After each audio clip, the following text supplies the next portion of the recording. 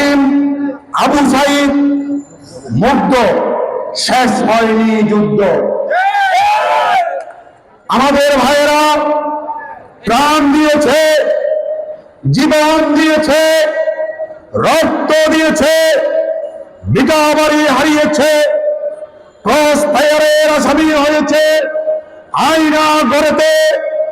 বন্দি দশা হয়েছে, বাংলাদেশ থেকে বিতাড়িত হয়েছে। দীর্ঘ 18টি বছর এই বাংলাদেশে একটি রেজিম সরকার, একটি ভোটবিহীন সরকার, একটি মাফিয়া সরকার, একটি অগণতান্ত্রিক সরকার,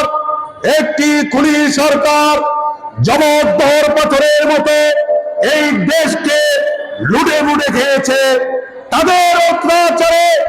নিষ্পেষিত হয়ে বাংলাদেশের 56,000 বর্গ মাইলের এই দেশ, বাংলাদেশের টেকনাফ থেকে তেতুলিয়া, রূপসা থেকে পাতুরিয়া, সুন্দরবন থেকে বান্দরবন, এমন কোন জাতীয়তাবাদী পরিবার নাই নির্যাতিত হয় নাই, এমন কোন দেশের নাগরিক নাই নির্যাতিত হয় নাই। হেলমেট বাহিনী, ছাত্রলীগ, যুবলীগ, মহিলা লীগ, আওয়ামী লীগ সহ তাদের দোষের কারণে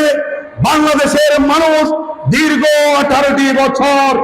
এই দেশে নিষ্পেষিত হয়েছে। প্রিয় বন্ধুগণ, সেই দশা থেকে উত্তরণ করার জন্য,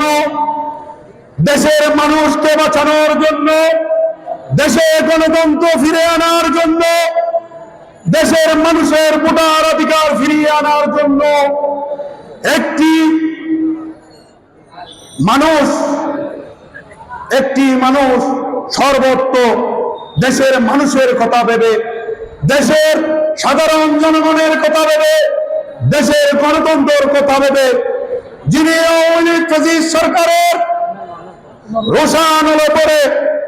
তাকে শারীরিক এবং মানসিকভাবে শেষ করে দেওয়ার জন্য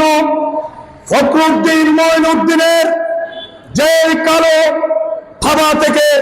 তাকে রিমান্ডে নিয়ে নির্যাতন করে দেশ থেকে বিতাড়িত করেছে। তার স্নেহময়ী মা, দেশের বারবার প্রধানমন্ত্রী ছিলেন আবুসিন দেশনেত্রী ম্যাডাম খালেদা জিয়াকে গৃহবন্দী করেছেন, করে এই দেশ থেকে বিতাড়িত করে বাংলাদেশের গণতন্ত্র ধ্বংস করার জন্য, দেশের মানুষের ভোটার অধিকার হরণ করার জন্য তার স্নেহময়ী ছোট ভাই জনাব আরফাত রহমান কোকোকে নির্যাতন করে তারা খুন করে ক্ষান্ত হন নাই। দেশনায়ক তারেক রহমান তিনি লন্ডনের মাটিতে থেকেও দেশের সাধারণ মানুষের কথা ভেবে, মানুষের সুখে দুঃখের কথা ভেবে, দেশের মানুষের ভোটার অধিকারের চিন্তা করে যে জুলাই আগস্ট যে বিপ্লব হয়েছে, সর্বোচ্চ বাংলাদেশের তৃণমূল থেকে ওয়ার্ড থেকে উপজেলা, উপজেলা থেকে জেলা, জেলা থেকে পৌরসভা কেন্দ্র পর্যন্ত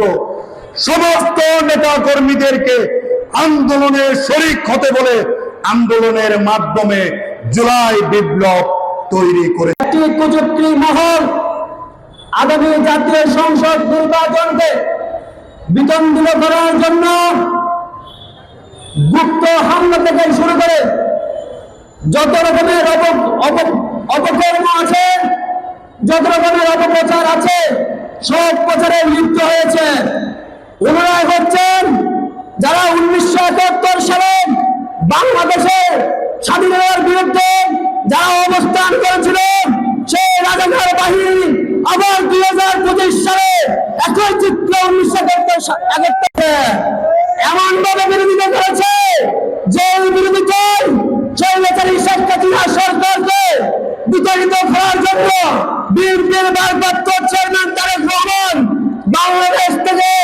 দূরে থেকে যে বাংলাদেশ জাতীয়তাবাদী দলকে সুসংগঠিত করে রেখেছে, অঙ্গ সহযোগী সংগঠনকে সুসংগঠন